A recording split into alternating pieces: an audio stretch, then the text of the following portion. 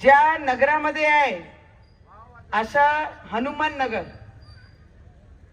सगळ्यांना माहित आहे, आणि ऋषिकेश इथून तू कमी होणारच नाहीये, कारण नावानीच हनुमानजी आहे, ते इथे एकही पर्सन कमी होणार नाहीये. रीता ताईनी येता येता मला सांगितलं, ताई इथे मी चेनिंग फेन्सिंग केली, इथे ओपन जिमी दिलं. ताई तुमचं अभिनंदन करन, कारण बरेचसे नगरसेवक असे आहे फक्त मोठे लीडर लोकांची चम्मचगिरी करतात, पण नेत्यांचे काम करत नाही. असे बरेचसे लोक या प्रभागातून उभे आहेत, ते नुसतं चम्मचगिरी करून तिकीट आणतात. जर लोकांसाठी सेवा केली तर तिकीटसाठी चम्मचगिरी करण्याची गरज पडत नाही. आणि मी त्याच्यातली आहे की मी लोकांसमोर झुकते. म्हणून ऋषिकेशला आणि यांना सांगितलं की ऋषी, आपण ज्या क्षेत्रामध्ये काम करत आहे ते जनतेसाठी, जनतेची सेवा करण्याकरिता आपण या क्षेत्रामध्ये आलो आहे. लोक नेत्यांसाठी आणि नेत्यांची चम्मचगिरी करण्यासाठी या राजकारण क्षेत्रामध्ये नाही आहे. 100 वेळा जर झुकायला लागलं तो गोरगरिबांसमोर झुकशील, ते भरभरून तुला प्रेम देतील, भरभरून तुला आशीर्वाद देणार आहे. नेते वापरतात आणि सोडून देतात. म्हणून मी तुला एवढाच आशीर्वाद देईन मोठी बहीण म्हणून. आणि मी तुम्हाला शब्द देते, हा एरिया इथून महेंद्र कॉलनी आणि प्रवीण नगर रवीजींचा जुना परिसर आहे.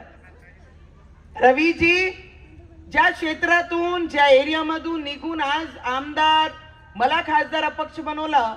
सोपं नाहीये की गरीबचा मुलगा आमदार पर्यंत पोहोचते, नगरसेवक बनत नाही. आणि त्याच परिवारातले रवीजी आहे ज्यांनी आज 4थ्यांदा आमदारकी केली.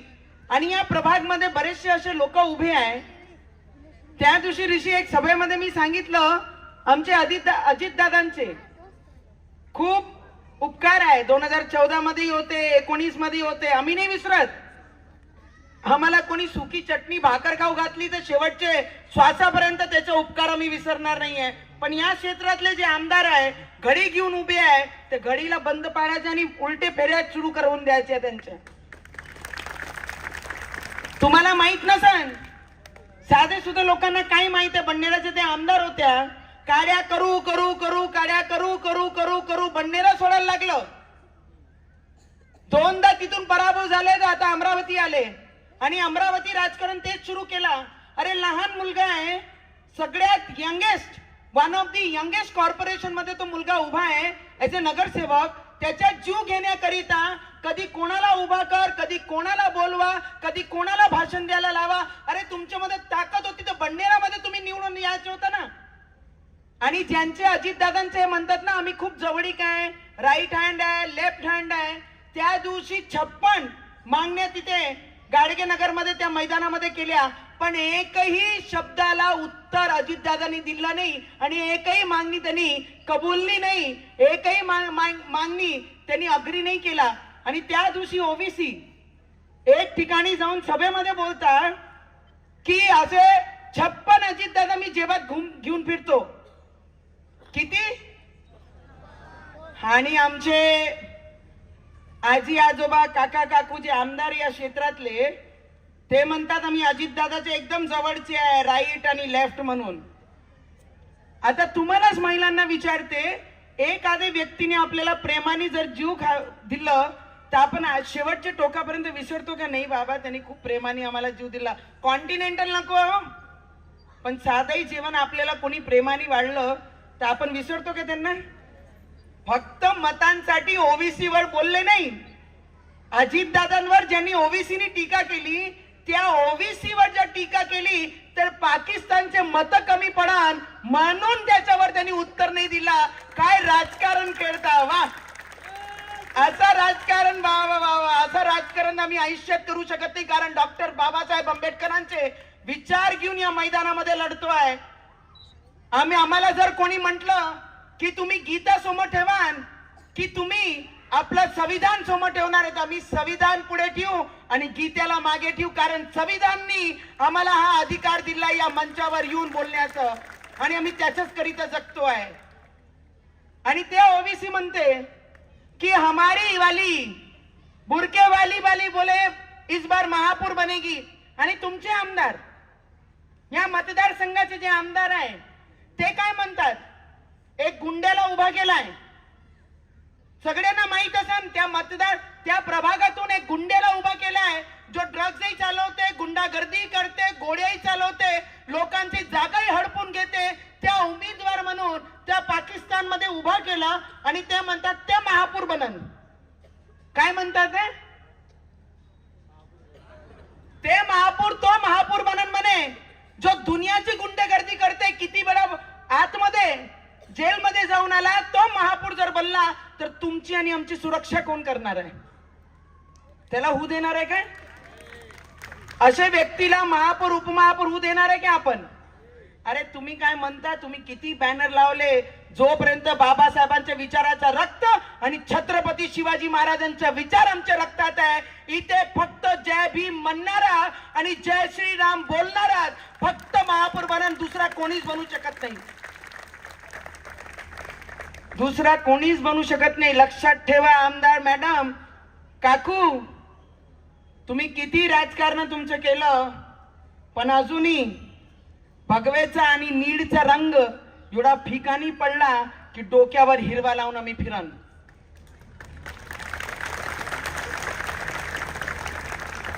ऋषी, आमची रीताताई, प्रतिभाताई आणि आमचे दादा जे इथे उभे आहे, प्रतिभाताईचे मिस्टर, माझे भाऊ, मी आपल्याला यांच्या वतीने तुम्हाला एक शब्द देईन की जिथे जिथे आमची जसा असा अंधार आहे आणि पूर्ण प्रभागामध्ये हे आमचे पूर्ण चारोची चारो उमेदवारांना तुम्ही यांच्या पाठीशी उभे राहा.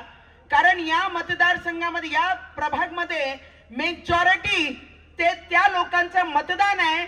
तुमच्या एकही मत इथे तिथे फुटणं म्हणजे हिरवे डोक्यावर लावून या पूर्ण प्रभागामध्ये फिरणं. आमच्या मुलींचं बाहेर निघणं कठीण होऊन जाईल. कारण ते 11,000 मतदान आहे, त्यांचे 90% मतदान होते आणि आपले 50% मतदान होत नाही. म्हणून नीड आणि भगवेचा रंग या प्रभागात फिका पडू देऊ नका एवढंच विनंती करते. आणि एक एक मत मोजून त्या कमळ चिन्हावर आपल्याला टाकायचं आहे. कारण जर तुम्हाला काम पडलं, ऋषी कोणत्या पदावर नाहीये, पण 7 ते 8 करोडचे काम या प्रभागमध्ये एकट्या ऋषीने केलेले आहे. मी तुम्हाला शब्द देते की चारही उमेदवार आमचे जर निवडून आले तर प्रत्येक गल्लीमध्ये सीसीटीव्ही कॅमेरा आम्ही तुम्हाला लावून देऊन जिथून आमच्या मुलींना सिक्युरिटी भेटन. रात्री बेरात्री आमच्या बाया कामावर नजर आल्या, जर आमची मुली शिक्षण घेऊन कुठून आल्या, अंधारात त्यांच्या सोबत काही हानी होऊ नये त्याकरिता प्रत्येक गल्लीमध्ये, प्रत्येक एरियामध्ये, प्रत्येक ओपन स्पेस मध्ये आपण सीसीटीव्हीचा व्यवस्था तुम्हाला करून देऊ. ऋषी करून द्या लागेल बरं, आमच्या बायांसाठी करून द्याच लागेल. कारण आमची बायांना सुरक्षा ठेवणं, त्यांना सिक्युरिटी देणं हे आमचं कर्तव्य आहे.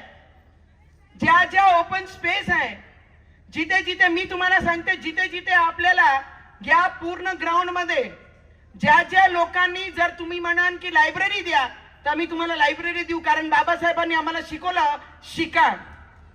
आणि मी प्रत्येक ठिकाणी, मी खासदार असताना प्रत्येक गावामध्ये जिथे जिथे लोकांची डिमांड झाली, सरपंचांनी मागितली, त्या त्या ठिकाणी मी लायब्ररी ओपन करून दिले की आमचे मुलं चांगले शिकले पाहिजे.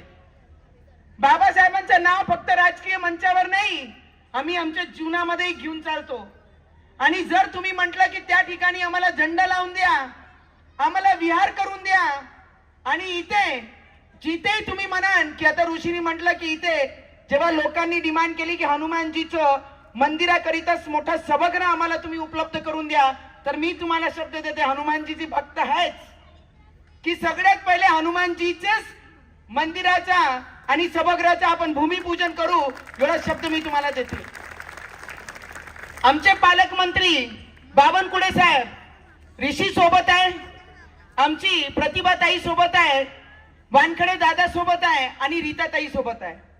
रीताताई, या चारीपैकी तुम्हीच फक्त 5 वर्ष सिनियर ऍज ए कॉर्पोरेटर नगरसेवक आपण काम केलं, पण ऋषी आमचं पाठोपाठ लहान आहे. म्हणतात ना काय, मूर्ती लहान, लग्नही नाही झालं, अजून लग्न सुद्धा नाही झालं आमच्या ऋषीचं. एवढे चांगल्या पद्धतीने काम करते, मेहनती लोकांना जेव्हा मी पहिल्यांदा खासदार झाली, लोकांनी म्हटलं बाईला काही समजणार नाही, बाई हिरोईन होती म्हणते, हिला काय समजेन म्हणे राजकारण, असंच बोलले होते. बाबासाहेबांनी कधी म्हटलं आम्हाला चूल मूल सोडा आणि मैदानात उतरा, आणि अजूनही जेव्हा मी उभी होती तर लोक म्हणे की बाईला काही समजणार नाही. जेव्हा 2019 मध्ये मी निवडून आली, निवडून आल्यानंतर या पूर्ण अमरावतीमध्ये एअरपोर्ट, विमान सुरू केलं, टेक्सटाईल पार्क आपण बनवली, वॅगन कारखाना जे बंद पडला होता त्याला पूर्ण केला, जेवढेही रेल्वे क्रॉसिंग आहे पूर्ण जिल्ह्याचे ते पूर्ण जिल्ह्याचे रेल्वे क्रॉसिंग आरोपी बनवले. प्रत्येक ठिकाणी किती कोटी रुपयाचे नॅशनल हायवेचे पैसे आपण केंद्रातून आणले. हे तसंच काम करणारे या प्रभागाला नंदनवन जर करायचं असेल, या चारीच्या चारी लोकांना तुम्हाला पेइंग ब्लॉक लावून भेटन, तुम्हाला सीसी रोड भेटन, ओपन स्पेस मध्ये बुजुर्ग लोकांसाठी चालण्यासाठी वॉकिंग ट्रॅक तुम्हाला आम्ही देऊ. योगा करिता आम्ही आत्ताच एक सभागृहाचं उद्घाटन केलं 15 महिना पहिला.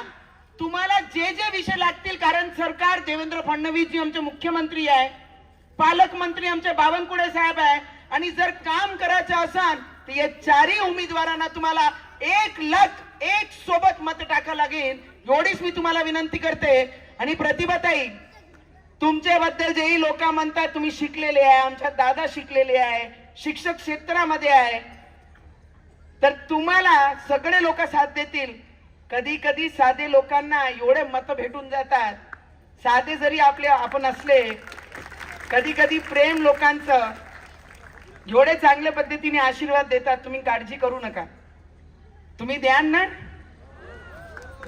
किती लोक यांच्या सोबत उभे राहणार आहे चारी पॅनलवर? हे बाया जर शब्द देतात पाडतं बरं.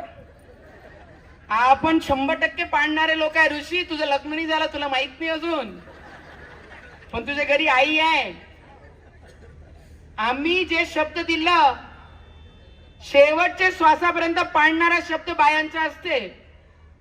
माणसं तरी इथे कुठे होऊन जातात, बाया नाही होत. पण माणसालाही माझी हात जोडून विनंती आहे, काका, मोठे भाऊ आमचे, कोणाचेही पार्ट्या करा, कुठेही बसा, काही करा, पण